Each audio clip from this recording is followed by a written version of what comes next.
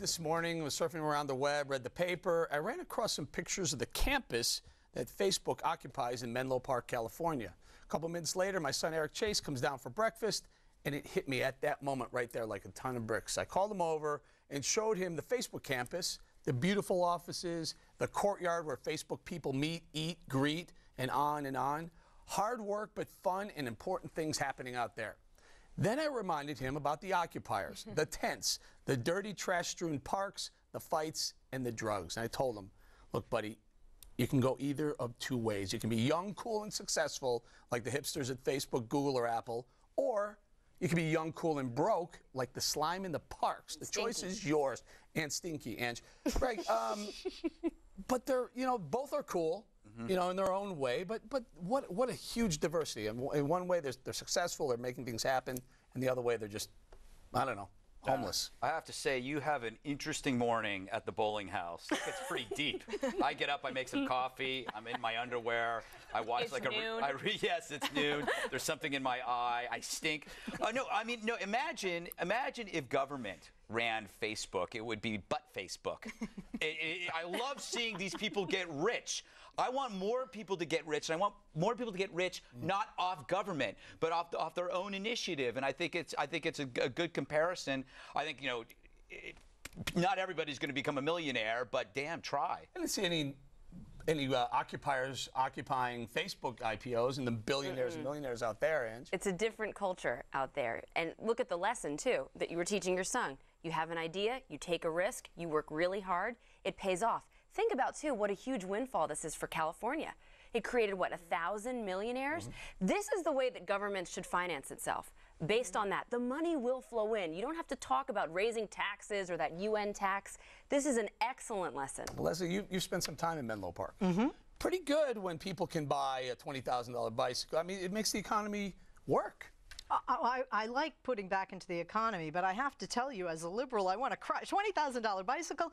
Why can't you tell your kids you can be cool, you can be hip, and you can be angry if you can't get to the 1% as part of the 99%, whether you're with Occupy Wall Street in the park or not? Take that 20 grand and help to put out a scholarship. Take that 20 grand and feed how many kids in the United States go to bed hungry every night? I'm sure they're going to. Or you could build a bomb and blow up a bridge. Mark Zuckerberg gave $100 million to News. Yeah, these are very generous people. It's not like anybody there I want is him not to adopt me. They are doing a lot. They're doing a lot, and some of them, Greg, they might actually do something that would be, you know, I'm sure that they will maybe buy some restaurants or own new restaurants. And one of the things that they'll probably do is pay their people well. Yes. And one thing they shouldn't do. They shouldn't skim the tips, because people who skim tips from waiters and waitresses are wrong. Absolutely. Like Mario Batali. And I'm sure that these people will tip well their whole lives. I'm for it, because the more people that have enough money to buy more stuff and a $20,000 bike, somebody had to build the bike. Right. Somebody had to deliver the bike. Somebody had to design the bike. It's all good. I'm happy for them. It's a great story. It's true. And think about it, too. Facebook's very highly unregulated. That's why you get the government out of the way now, right? I'm sure that they're slathering and drool is dripping from their jaws down in D.C. trying to seize Facebook. But yeah, look at compared to other industries that are suffering, that are being choked by regulations. Look what they can do when government gets out of the way. I hope they donate to a lot of conservative super PACs so that they can protect their own money. Mark Zuckerberg likes Barack Obama on his Facebook page. I got to tell you, I seriously doubt it. Greg, I bet he likes President Bush too on his Facebook page. Yes, but I don't think he's running, is he? Anyway, so this morning when I sat down with him, come on over, take a look at this. The first thing out of his mouth, my son is like, "What's this all about, Dad?" No, there's something interesting here. And when you look at the pictures, there he is. When you look at the pictures, you realize, look, there are two ways there. There are two paths you can go. And at 13 years old, maybe that's the time to start thinking about it. And he did. He really kind of took note of it. It sounds like it should be a show, right? Breakfast with bowling. Yes. Lessons between a father and a son. Well, and the great thing is that what you're teaching him is that you can take a chance in America and take a risk, and it might be in your dorm room that you come up with a way that people are going to start communicating all over the world, and so that's great. But I also would encourage them to know that oil is going to be around for a long time, so they should go into engineering and new ways of producing and refining. Engineering, very good. Dana, last word. Leslie? No, I know you're Leslie. I'm actually on Dana's comment.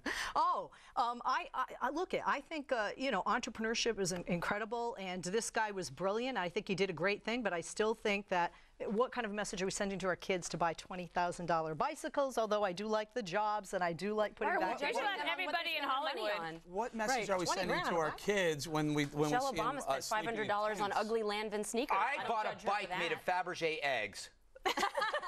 Awesome. All right, gotta go. Please